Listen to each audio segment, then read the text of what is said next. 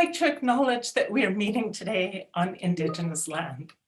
As settlers, we recognize the contributions and historic importance of Indigenous peoples and affirm our collective commitment to make the promise and the challenge of truth and reconciliation real in our communities.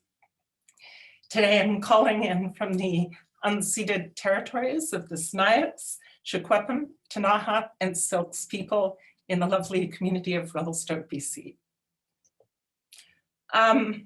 Welcome everyone to today's webinar, Youth Wellbeing and Resilience in Pandemic Times. As Jamie said, my name is Jill Zacharias, and I'm the BC Manager of Growth and Impact at the Tamarack Institute, and I'm really excited to be introducing our topic today. We know that youth resilience and well-being is vital to the ability to reach one's full potential and prevent poverty. The relationship between poverty and well-being is intimate and complex. Trauma and lack of well-being can compromise a person's ability to work and make enough to make ends meet, while poverty can negatively impact a person's ability to thrive mentally and physically from early childhood to the senior years. And while the COVID pandemic has impacted well-being and compromised key factors like income and housing security for people all across ages and demographics, initial findings really do point to youth as being one of the most affected populations. To better understand this incredibly complex topic, we've brought together 4 experts that I'm excited to introduce. Laurie is a 24-year-old youth leader and youth mentor for the Prosperity Roundtable in Chatham, Kent, Ontario. Will's passion in life is to assist others in seeing their potential through the adoption of responsibility. In his spare time, Will enjoys woodworking, fixing vehicles, climbing mountains, and spending time with family. Will looks forward to sharing with you his experiences and how it relates to this great work. Eva Oberle is an assistant professor with the Human Early Learning Partnership at the University of British Columbia. Eva's PhD in educational psychology set the stage for research investigating factors linked to positive child development and strategies for promoting mental health and well-being in the school context in particular. Helps research projects, including the Middle Development Instrument, explore how different environments and experiences contribute to health and social inequities in children's development over their life course. Among many other things, Dr. Hasina Samji is an assistant professor in the Faculty of Health Sciences at Simon Fraser University and a senior scientist in population mental health in the Population and Public Health Division at the BC Centre for Disease Control. Dr. Samji leads the Youth Development Instrument, measuring predictors of positive youth well-being, mental health, and development in high school students in collaboration with HELP, community, clinical and policy partners, as well as youth themselves. Mike Hooker considers himself fortunate to have spent the past 24 years working with the school community in Revelstoke, BC. Mike is an old colleague. And Mike values, and Mike has worked as an elementary school principal, a secondary principal, and currently as superintendent. Mike values the relationship that has evolved over many years with the UBC Help team. Their tools, including the Middle Development Instrument, provide rich information that has informed school and district planning, professional learning for staff, and has contributed significantly to students' overall health and well-being. Welcome all. Thank you so much for joining us on today's webinar. Throughout the presentations today, I'd just like to remind everyone, if questions come to mind, please put them in the chat box. and hopefully we'll have time for a few key questions at the end. So today I'd like to invite William to kick off today's discussion. Oh, awesome. Thank you. Thank you again for having me on today. It's a real blessing to be here, and I've been super stoked about this since I found out I had this opportunity. So just to kind of get started, this is a big conversation to be had for all of us, and many of us are here for different reasons. So perhaps some of us are on here because our boss told us to. Perhaps you're interested in this interesting conversation that we're all partaking in. Perhaps it's you're hoping to hear something that really resonates with you. Like myself, it's when I read that caption at the beginning of what this topic was today, it really resonated with me as there are so many young people who are struggling for a variety of reasons, and perhaps one of you, like myself years ago, you were living or are living in a tough situation, whatever that looks like in the context of your life. And so regardless of why you're here, I'm so glad you are here, and I hope through all of the speakers today, I hope you can I hope you take something really positive away. So, and one thing that I wanted to kind of start out with, it's this thought that I've had for a while now, and it's simply this, and it's a hard statement to say, but there will always be poverty, and that can be a hard pill to swallow. There's been poverty since the beginning of time, and we all struggle with that. We all struggle with that in a different way. But so because there's always going to be poverty, the question is, does that mean we give up? Absolutely not. It's exactly the title of today. It's like youth well-being and resilience in these times, the pandemic times. So how can we be resilient knowing there's always going to be poverty? And there's a lot of answers to that. And so one of to jump into my experience a little bit here, I'm going to talk about my experience and what youth have talked about, and then some potential solutions that come along with today's topic. And so to start off with that, I asked the question to a little over 100 people. It's not quite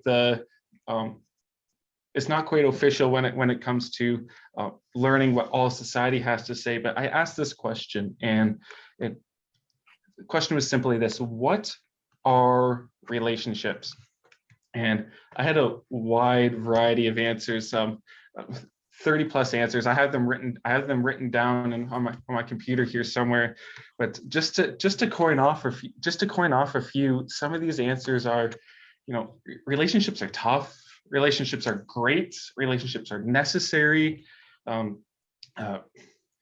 Relationships are hard. I had a wide range of answers that displayed emotions, that displayed all the emotions from each side of the coin.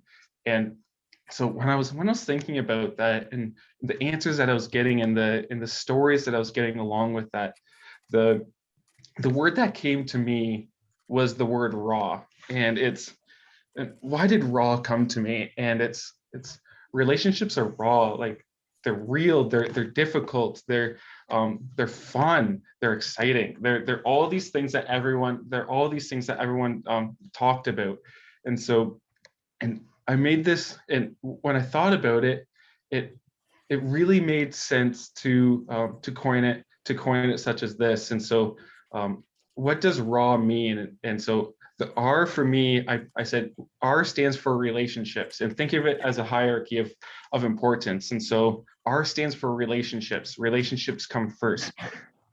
The second, A, actions. And those are that can be from our body language to how we speak, the fluctuations in our voice, things we do naturally when we're engaging in a conversation that that we really care about, or in a conversation that we're having with a friend or a family member or a colleague.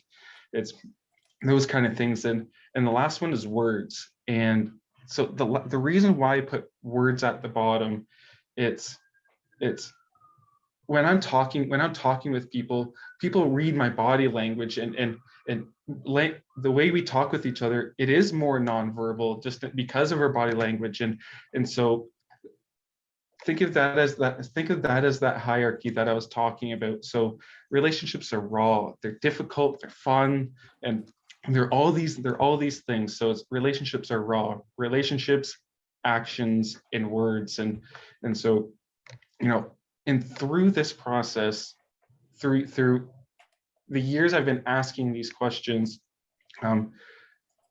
this is what I heard from many youth. And when I mean many, I worked at and I continue to volunteer, not work. I volunteer at a cafe, and we work at the cafe. High school students come in every day, 5 days a week. Whenever the school's open, students are coming in. They're buying their food, and we work closely with the school and with you, and to get to know the students. We build relationships with the students. We get to trust them. They get to trust us. We get to have that really good relationship where we get to help mentor them through the tough times. We have the opportunity to bless people with food when they need it, because there are many people struggling with finances for hundreds of reasons. And so because of my many years there so far, I got to ask these questions.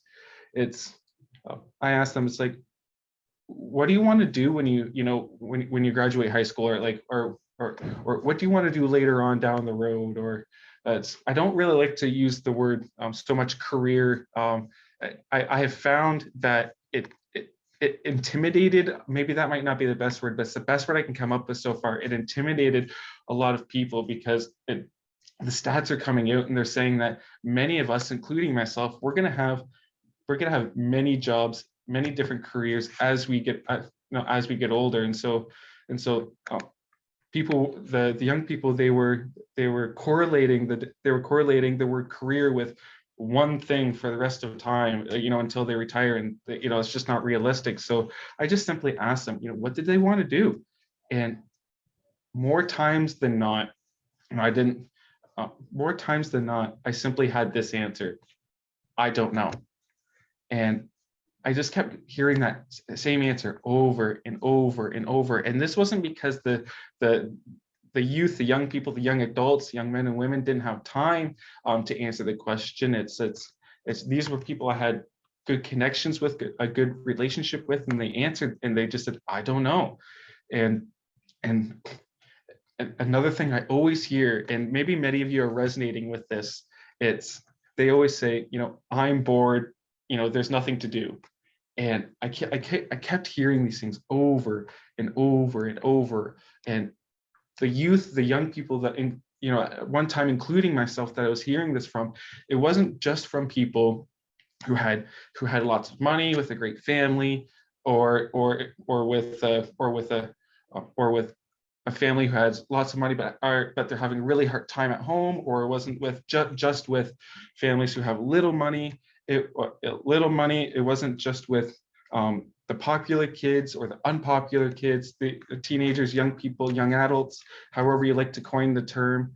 It wasn't just with athletic people or bookworms, everything in between. It was everybody from all demographics was giving me these answers. And so as I kept getting these answers, not only in the context of the high school students, but I was getting the same answer while I was working at factories, while I was working at McDonald's while I was younger. I was getting these same answers, and so it kept on puzzling me. So it's how can we move forward? How can I help these young people move forward? How can I help them achieve their full potential? So that way they can move forward in life and not feel like there's so much unknown in their lives. And that's where it kind of brings me down to the solutions part. And I think this was the really awesome part of today. It's just talking about the solutions. And so I'm going to give you a small testimony. I'm not sure how much more time I have left, but I'm going to give you a small testimony about myself. I'm going to give you an example from a workplace and a quick quote. And so it goes like this. When I was younger, many of you don't know me from, I'll say from a hill of beans, and that's okay. But so my testimony from when I was younger, I was a very angry child. I was the unpopular kid. I had a really rough upbringing, in a variety of ways, and so needless to say, I was in counseling for many years when I was a younger boy at the time, and so one of these solutions is when I was going to these counseling sessions, what this counselor did was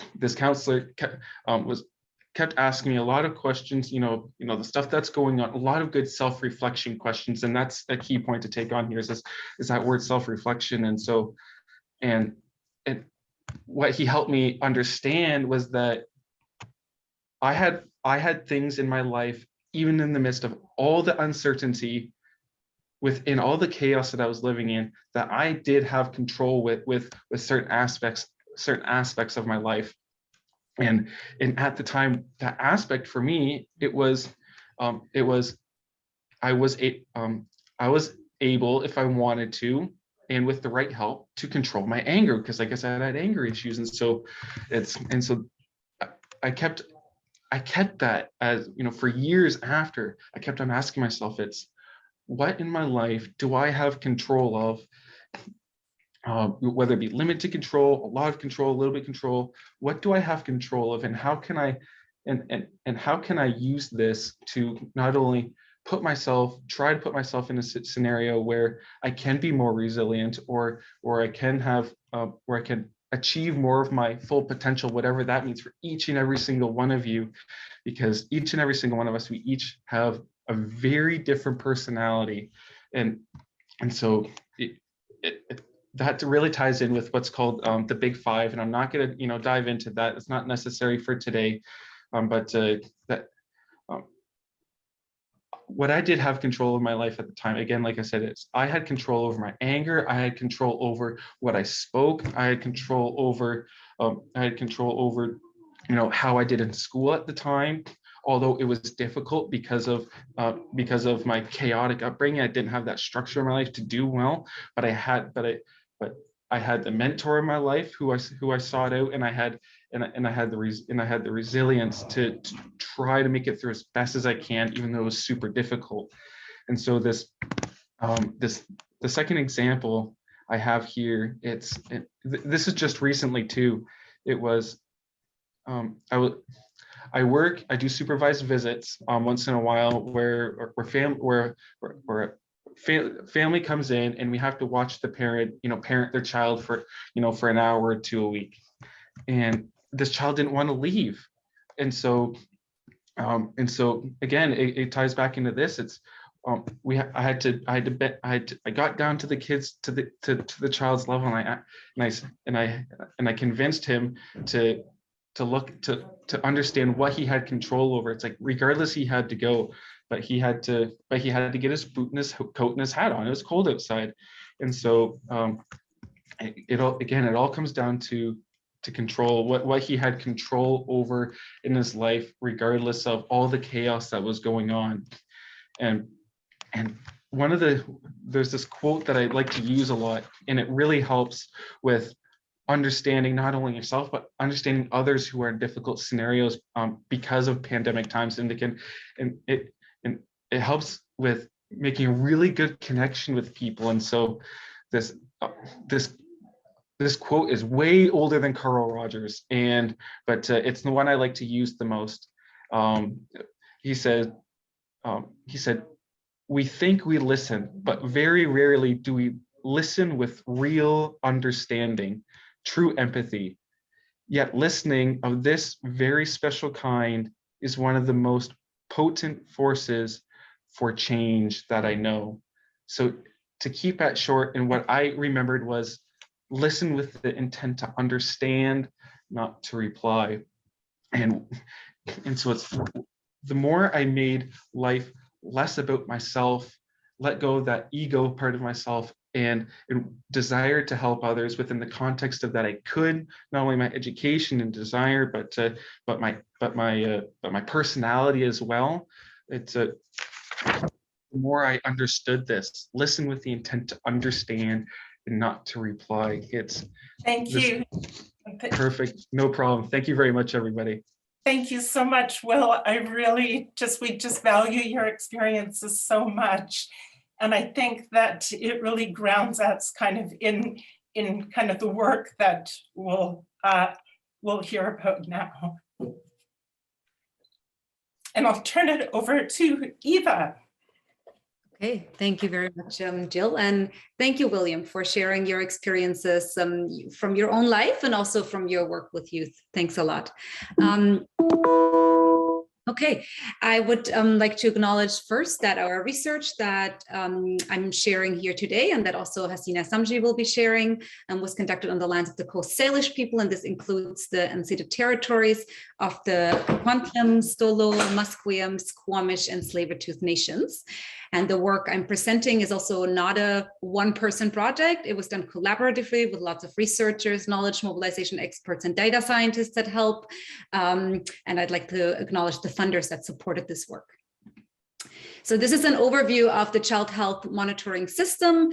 The work I'm presenting and also that Dr. Samji will present is drawn from self-report surveys collected with the MDI and the YDI. MDI is the Middle Years Development Instrument, and the YDI is the Youth Development Instrument. I think this connects really well with what William said, that we have to listen to the children, listen to the youth. These instruments are self-report instruments, and they're really a way for us to hear children's and youth voices about their own experiences, and also about the protective and resilience factors that support their health and well-being in life. The MDI, the Middle Years Development Instrument, is implemented at the population level in school districts. And what we do is we ask children and youth about their experiences in multiple domains: social emotional well-being, physical health, connectedness, activities they're engaging in their out of school time, and their school experiences. These are important domains because they really are related to children's health and well-being as they move from childhood to adolescence and form trajectories of development in life. And we had several school districts with several thousand children and youth that participated in the MDI before the pandemic and also during the pandemic. So these were opportunities for us to see, was there any change in children's experiences and well-being in the transition to pandemic times? And here's a graph that shows you the percentage of children that are thriving. And thriving is, it's kind of a blend of indicators that we're combining here in this larger concept of thriving. This means children and youth who scored high on optimism, satisfaction with life, low on anxiety, on depressive symptoms. So the percentage of children and youth that were thriving in 2018 and 19 was quite stable for the grade 7s, but there was a drop between 2019-20 and 2021, which was really the pandemic year. So the MDI is implemented in February, so 2019 and 20 was just before the lockdown, and 2021 was 1 year into the pandemic. So what you see was that for grade 7 children, there was a drop in well-being, a lower number of children that reported they were thriving, whereas in grade 7 it was actually quite stable. So this is an indicator that shows us that possibly the older children, those who are a little bit further into their adolescent years, were more affected by pandemic experiences than the younger children. We also looked at indicators of connectedness to adults. And here for the grade 7 children, what we saw is that connectedness remained quite stable regarding experiences of connectedness in school, but there was a drop in connectedness during the pandemic for experiences of connectedness at home and in the neighborhood. And this is really interesting because young people did actually spend more time during that pandemic year at home and in the neighborhood, but that more time may have not necessarily translated to feeling more connected or more quality time. So potentially this also shows that there were more challenges that young people were experiencing in these contexts. So in addition to these general indicators of well-being on the MDI, we also had a smaller subsample of youth. We asked very specific experiences during the COVID-19 pandemic. And I think what is really important here to note is that a very large percentage of students did report concerns, either mild concerns, moderate concerns, but also some about 16% of students reporting severe concerns about their own mental health. I think this is really important to acknowledge. However, they also talked about what are some things that help them cope with their worries during the COVID-19 pandemic. And this is really important here because we're thinking about resilience factors, protective factors, and really we can break this down into 3 large categories, which are the social connections with family, with friends, in person, virtually, then the supportive systems, and of course the education system, schools being a big supportive system, and engaging in activities. And this can be structured or unstructured activities, for example, exercising, spending time outdoors. And I think, these 3 categories where children could feel like support really connect well with what William said. One of them being the relationships, the other one being the school system. And then this larger question, like, what do you do with your time? What do you do with your out of school time in a constructive way so that it enhances and supports your resilience and well-being? There's one more slide I have, and I really want to kind of transition here because we've been talking about supporting youth, supporting children. And of course, this also means that there need to be adults present to support youth and children. And I think when we talk about supporting youth, we also have to talk about who are the adults we have to support so that they're able to support children and youth in schools. So I think we have to talk a little bit about teacher mental health. Maybe at a later point, Mike Hooker will have a chance to kind of talk a little bit about adults in school, because we did find that the mental health of teachers during the pandemic has been severely impacted, and that there is a strong need to have supportive systems also for the teachers so that teachers can also support the students. Thank you very much. And I'm handing it over to Hasina here. That's great. And Hasina can start sharing her screen. That's so wonderful. Thanks for bringing in teachers. That's pretty critical. Thanks, Ava. And thank you all for having me today. It's really a pleasure. So Ava's really set the stage well for what the YDI is, which I'll be presenting on. So many acronyms, but that's the Youth Development Instrument. It's really a collaboration between the BC Centre for Disease Control, Simon Fraser University, and HELP UBC that you've heard a little bit about already, and we'll certainly hear more about over the next few minutes here. So the YDI is a survey of grade 11 students. We piloted the survey last year in 6 school districts, and those are the findings that I'll be sharing shortly. At the moment, we're also expanding the survey provincially, and we have 20 districts out of about 60 districts in BC signed up to take the survey over the next couple months. And we just had 200 students do the survey this morning. So it's live, and we'll have some very up-to-date information on how youth are doing during the pandemic very shortly. We have 5 main dimensions on the YDIs. We look at social and emotional development, social well-being, the learning environment and engagement, physical and mental well-being, and how young people navigate the future, as well as some questions on COVID that I had hoped would disappear this year, but unfortunately remain. as Ava showed, it's really a part of a sequence in a monitoring system. And what's really interesting about the data is that they're linkable. So we ask grade 11 students about their experiences, but then we'll also be able to link back to their previous responses for those who did participate in the previous surveys, as well as to administrative health data, so doctor's visits, hospitalizations. So it's really a treasure trove of data. Thinking about why do we focus on adolescence? Every age and stage is critically important. And certainly later adolescence is also key. It's a developmental period that defines future health, social, and well-being trajectories. There have been worsening trends in youth mental health and well-being. The other key point is to understand that early prevention is a powerful tool that can be used to improve trajectories. They're by no means set in stone, so there are many points at which to intervene to provide better individual and structural supports to improve trajectories.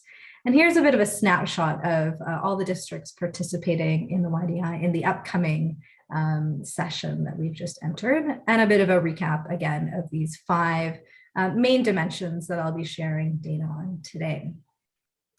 So in terms of our original sample from spring of 2021, which is when our pilot occurred, we had about 2,300 students participate. We had a bit of an overrepresentation of South Asian students because of the distribution of our districts, but we did have representation from many important ethnic groups.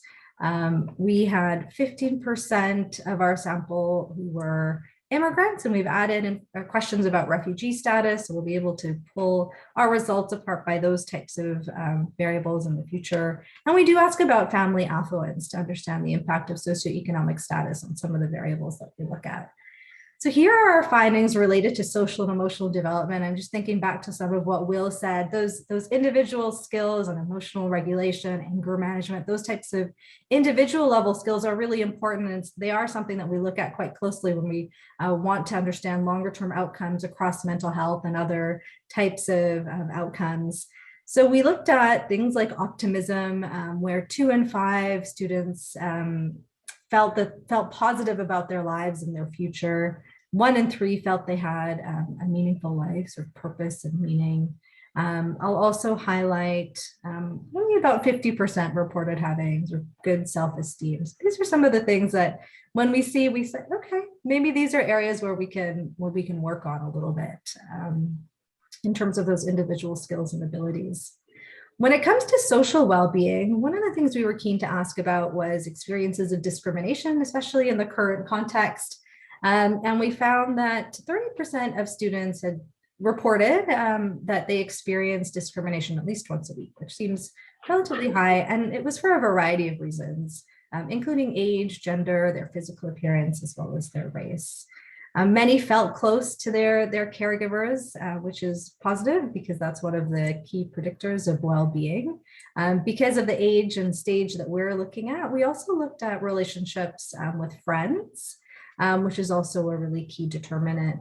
About 19% reported feeling lonely, so 1 in 5 students. And 1 in 3 students, just over 1 in 3, had an adult in the community who cares about them or they felt that way. And so these are, again, areas where there may be avenues for possible improvement. When it comes to the learning environment, we asked about bullying. We tried to understand what are the ways that students maybe feel unsafe due to bullying. And I know Mike Hooker will probably share a lot more about this, asking about, what is your school environment? Do you feel a sense of belonging? These are types of things that we know can really impact well-being. The only thing I'll highlight here in physical well-being, and all of these slides and infographics are available on our website and I believe will be shared. So please don't feel you have to catch every detail. But disordered eating, we know there's sort of a shadow pandemic, it's called, of eating disorders. And this is one area that we have looked at quite closely and using validated tools we'll continue to look at. This is a slide I want to spend a little bit more time on. So thinking about how young people are experiencing the pandemic. We don't have a baseline because though we didn't plan to, we ended up piloting the YDI during a global pandemic. And so really, we're very interested to see whether these numbers change this year compared to last year, but really seeing very high proportions of young people screening positive for depression, again, using validated tools, and for generalized anxiety. These are much higher than we would expect. As everyone I'm sure knows, there were challenges with respect to youth mental health even before the pandemic. And I think what we're really noting is that for groups that already were sort of on the margins, they've faced disproportionate impacts, but broadly trends have deteriorated in terms of some of the things we would hope would be better. 42% of youth rated their mental health as fair or poor. In terms of thinking about that resilience piece that William mentioned as well, it's not just enough to talk about what the challenges are, but how can we address some of the challenges? We ask young people, if you have to get mental health care or you would like to access that care, how would you like to access? And really interestingly, a third said in person. And if they had to choose, very few chose sort of these virtual methods of a video call or on the phone or on the internet.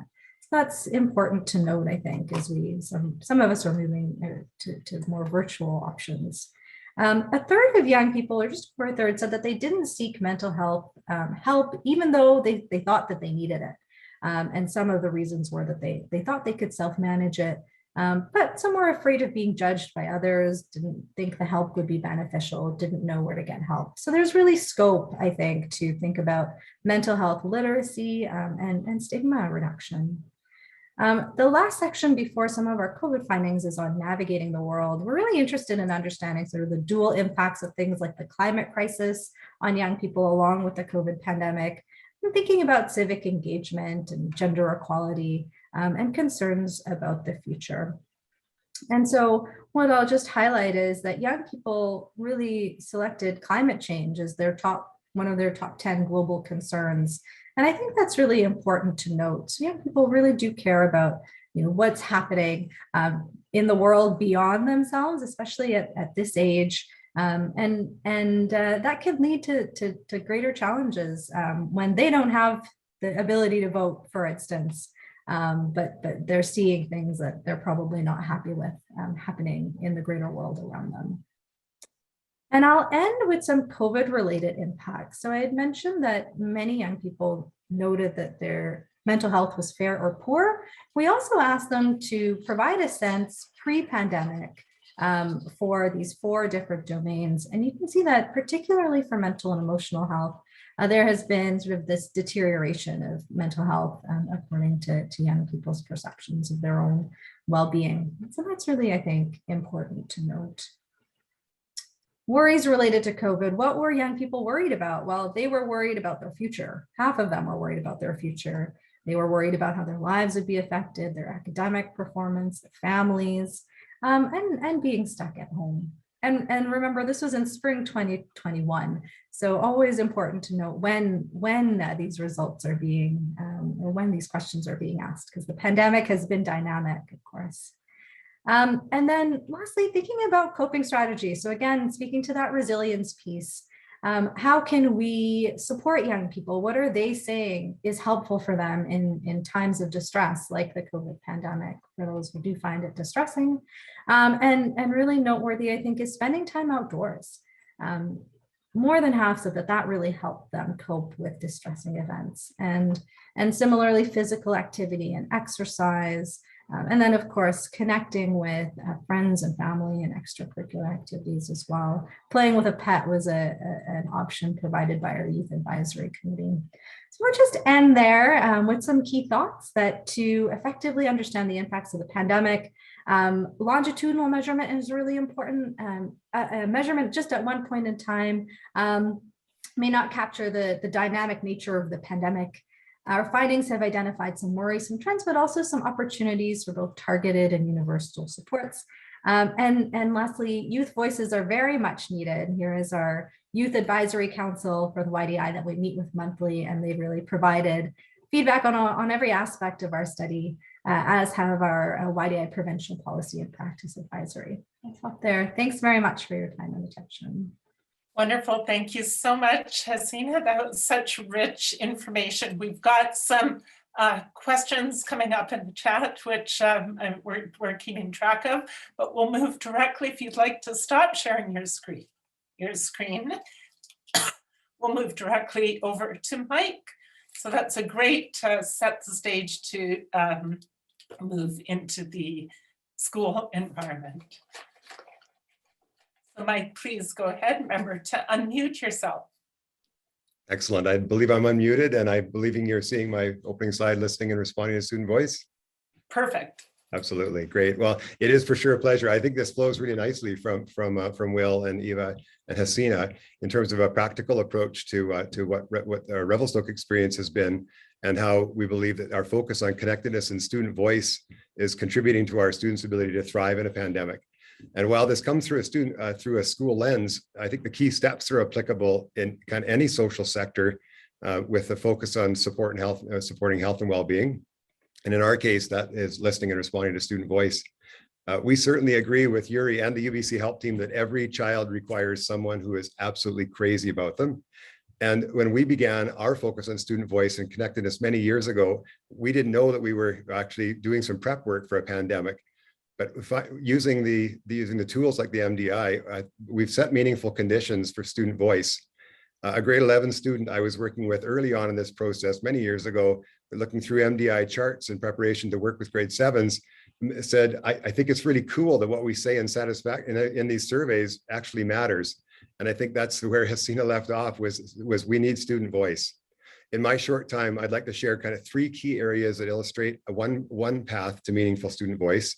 And if it feels a little bit like a fire hose, I apologize. I've got lots to share. It's a quick overview, and building relationships, as we know, is complex. So firstly, just a quick bit of background on our Revelstoke experience and what our students are saying about the quality of the relationships. Secondly, a few key steps to building that culture of curiosity and connectedness. And then a short story of the impact of attending the student voice. And it's a quick little anecdote regarding optimism and our grade 7s and 11s and some work that they did together. And then I'll finish up with just a bit on connectedness and relationships. So first off, in terms of connectedness with the adults at school and in the home, in our community, it's been a strength for us for many years. The key findings, and Hasina was just sharing some of these, this is just our Revelstoke data. The key findings suggested that compared to before the pandemic, things have stayed about the same for our kids' relationships, both in the home and also, importantly, the relationships with teachers at school. So they may not have suffered to the extent that we might have expected.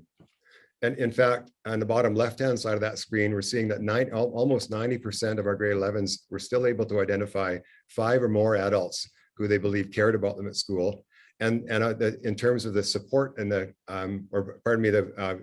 important adults to them, and up in the top right corner, 54%. And you see the bar there. We use that as a bit of a guide to suggest where the rest of where the province falls, or where the rest of the participants fell compared to where we were at. This has been an ongoing work for many years. We've been using the MDI to track connectedness and relationships. These are grade 4 and grade 7 data. And this is interesting to us because we see that while our community is kind of average in the assets related to those ones in the light colored boxes, related to things like nutrition and sleep, engagement in after school activities, and peer relationships, those are the light colored boxes, the students report very high levels of caring in school and overall adult relationships, and 93% in that top left corner. And then on the chart, the graph, we're really interested in how many students, how many teachers and adults at school students are able to identify as someone important to them. And like the MDI tool for that, they actually ask not how many, they ask for the names to identify them, so that they're very authentic.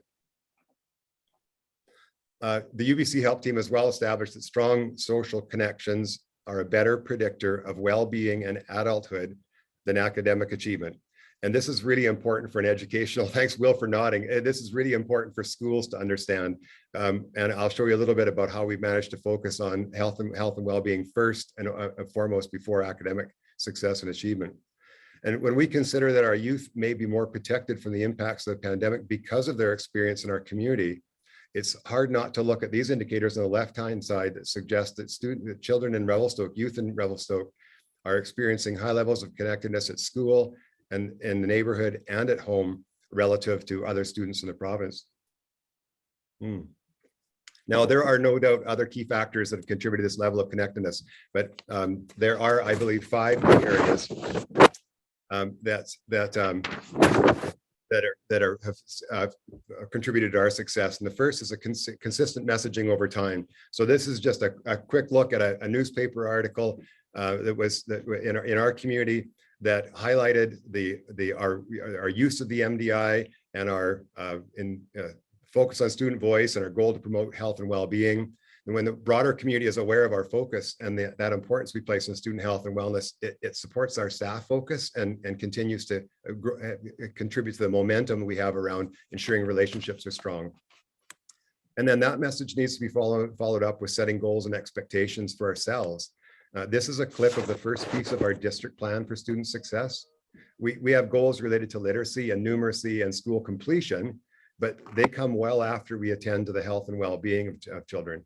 And this ties back in with our belief that academics and the other things are important, but none are more so important than well-being. And next is our focus on what we're hearing from students. Our staff are reminded at every opportunity of our focus on student voice. This is a slide from an opening day presentation as we welcomed everyone back to a new school year. It reminds us that connections and students' perceptions are first. We celebrate success and we identify stretches. It's a simple question, what are we hearing from our students? But it's a real commitment to listen and respond. So we celebrate, like in this slide with a school discussion, highlighting how, in quotes, how welcome students felt at school, with not a single one indicating in a recent survey that they had not felt welcome at their school. But then we were also focusing on ensuring that they were seeing diverse sexual orientations and gender identities in represented in school activities. And we saw there were students reporting they weren't seeing that. So we identify it, name it, and notice it. Reinforce that common language across our system. School plans also bring life to that focus, and they bring that into our learning spaces, to parents and to staff and to students. This example from an elementary school embeds the MDI results, and they included their individual school results. And we can see on the bars, and it's a little blurry there, but the bars don't reach the line, which represents the district average. So it wasn't cause for celebration at this school, but it was cause for focus, and they take that and work with it. And in this example, we see clear and simple language that ensures that student experience and student voice is at the front of what we do. In this learning plan, the question is forefront, how does Columbia Park feel this year for our grade 7s? And finally, we need to align that work with our goals.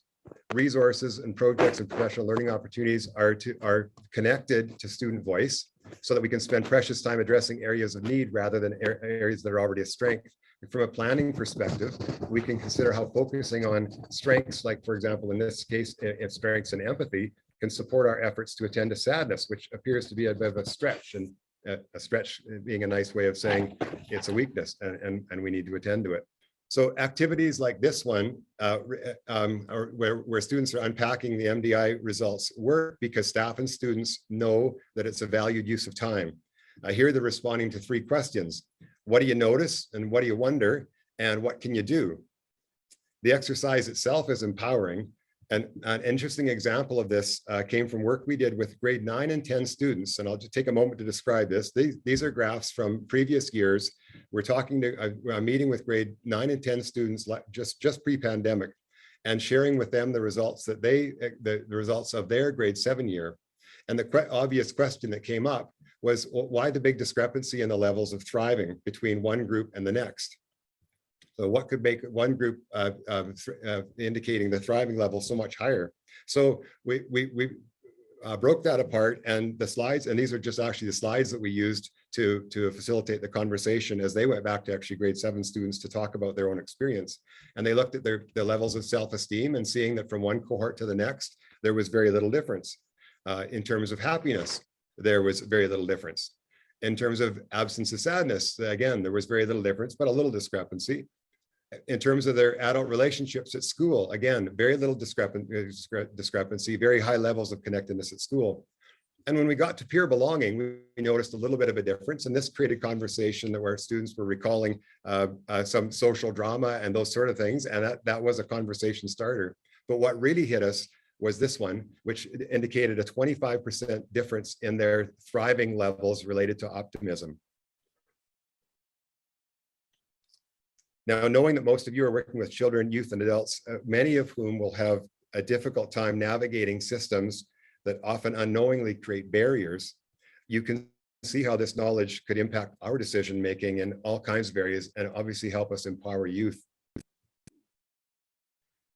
So the MDI and now the YDI are providing us with insights into how efforts are impacting youth. Here is that same group of grade 7s, now in a pandemic year, in their grade 11 year, responding, as Hasina said, in the spring of 2021. And noting that their optimism levels are still of a concern to us, locally as well as Hasina said, provincially or across a broader spectrum. Now, this one is really of interest to us. This is the connectedness in the community. So noting in the bottom left, high levels of adult relationship connectedness to the community in grade 7, but 4 years later in their grade 11 year, a significant shift. So this has obvious implications for our work with our community partners as we plan for youth engagement in the community.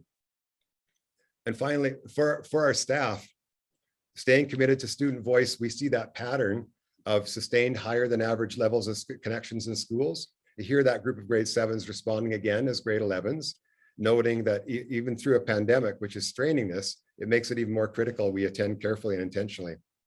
Now, not surprisingly, students anecdotally report it's been very hard to feel supported in school, not just because of interruption to classes, but the school environment itself is COVID protocols, including masks and physical distancing and staggered start times, and please don't stay here at lunch hour and all those things. The challenge list is long. So are we in fact creating some measure of pandemic protection through our focus on connectedness? So for our indicators, we would suggest that we are. The student voice through the YDI last March, relationships we're almost maintaining. We have fewer students experiencing high levels of stress related to the future. We have high levels of community engagement and community service. And overall, there are a smaller percentage on the left-hand side of these graphs reporting that things are getting a lot worse. In fact, on the right-hand side of the graph, we're seeing percentages indicating that things have actually improved somewhat for them despite the difficult times. So finally, organizations that explicitly set out to put relationships first, they set goals, they communicate the goals with everyone who'll listen, and they celebrate success and then be really clear about their challenges are in fact creating conditions to thrive. And given that the pandemic has offered us no end of opportunities to deal with uncertainty and the unknown, we've tried to embrace that and have turned to quotes like this one from Margaret Wheatley that says, the primary way to prepare for the unknown is to attend to the quality of our relationships and to how well we know and trust one another.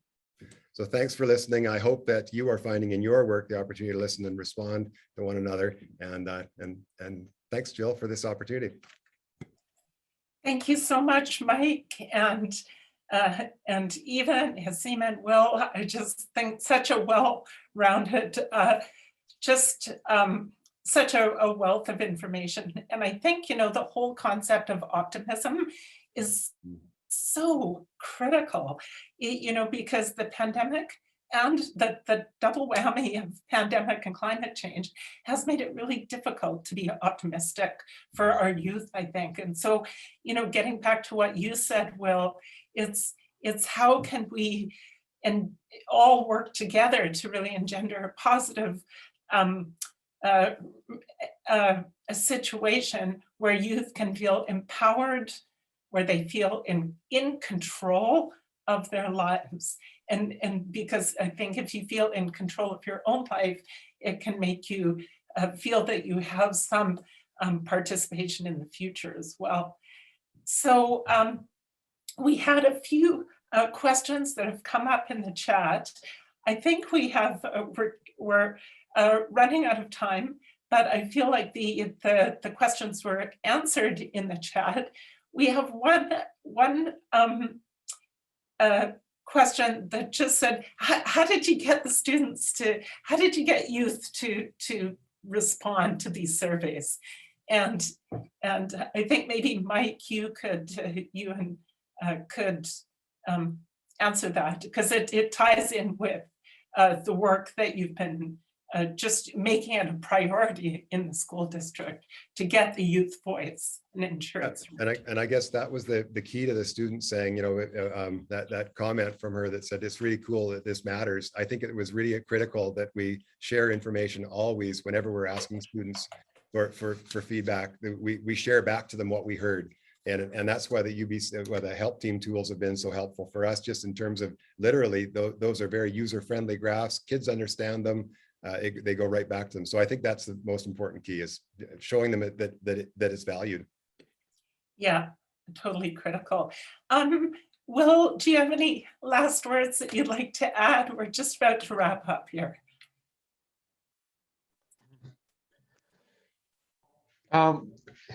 I guess, yeah, just one quick thing. I'm really thankful that we all got to have a chance to share today, and it was a really well-rounded approach. It worked out really well that way, and these stats, they're super important to applying them to our lives and to our work, and the change is can start here. It can start with us. It can start today, and for that, I'm grateful for that opportunity. That's great. Thank you so much, Will. And I just would like to really thank everyone once again for participating on the webinar today and listening in. Just to reassure you that the recording will be shared, the PowerPoints will be shared to everyone who registered for the webinar. And I would like to thank all our panelists for participating today.